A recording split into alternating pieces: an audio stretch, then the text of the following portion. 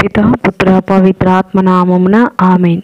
ప్రియ స్నేహితులారా, మీ అందరికీ దేవుని యొక్క ఆశీస్సులను తెలియజేస్తూ ఫిబ్రవరి 4వ తారీఖు మంగళవారం ఈనాటి దివ్యబలి పూజ పట్టణాల ధ్యానాంశానికి మిమ్మల్ందరినీ కూడా ప్రేమతో ఆహ్వానిస్తూ ఉన్నాను.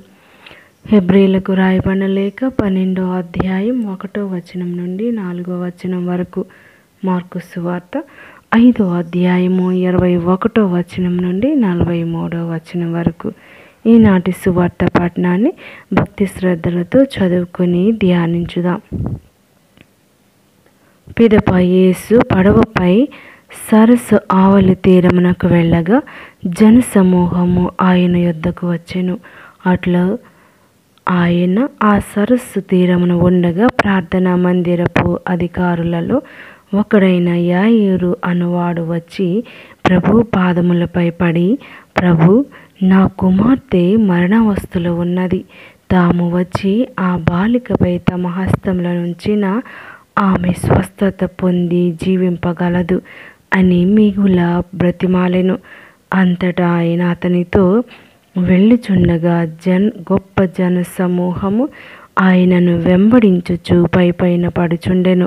12 సంవత్సరముల నుండి రక్తస్రావ వ్యాధితో బాధపడుచున్న ఒక స్త్రీ ఎన్నో బాధలు పడి ఎందరో వైద్యుల యొద్ద చికిత్స పొందుటకై తనకు ఉన్నదంతయు వెచ్చించినను ఆ వ్యాధి ఏమాత్రము తగ్గకపోగా పెచ్చు పెరిగెను.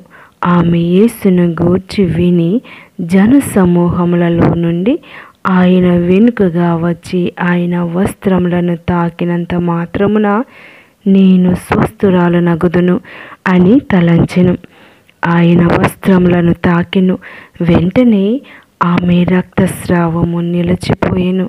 ఆమె తన శరీరంలో ఆ జబ్బు నుండి స్వస్థత పొందినట్లు గుర్తించెను.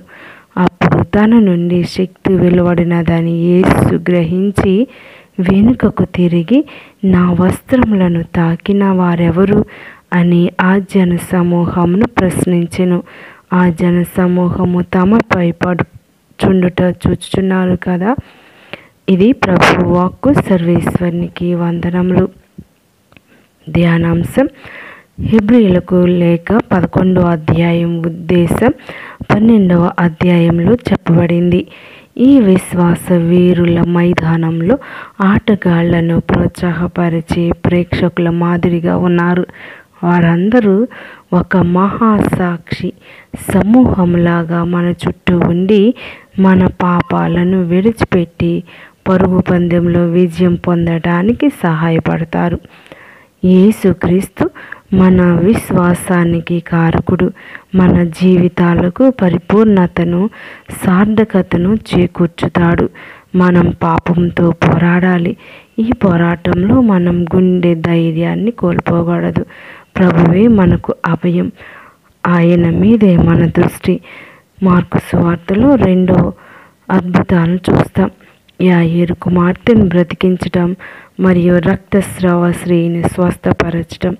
12 ఏండ్ల తన కుమార్తెను స్వస్థపరచమని ప్రభువును వేడుకున్న ప్రార్థనా మందిరపు అధికారి యాయిరు విశ్వాసము, 12 ఏళ్ల నుంచి రక్తస్రావంతో బాధపడుచున్న స్త్రీ విశ్వాసము మన ముందుంచబడింది.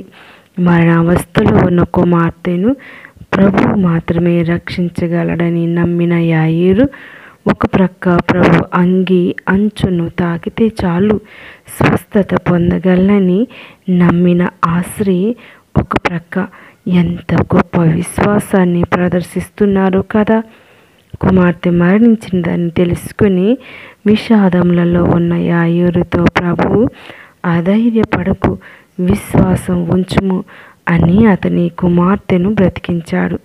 దెయ్యములపై, తుఫాన్లపై అధికారం కలిగిన యేసుక్రీస్తు రక్తస్రావాన్ని తొలగించడం మాత్రమే కాదు, మరణంపై కూడా అధికారం కలదని నిరూపిస్తూ ఉన్నాడు.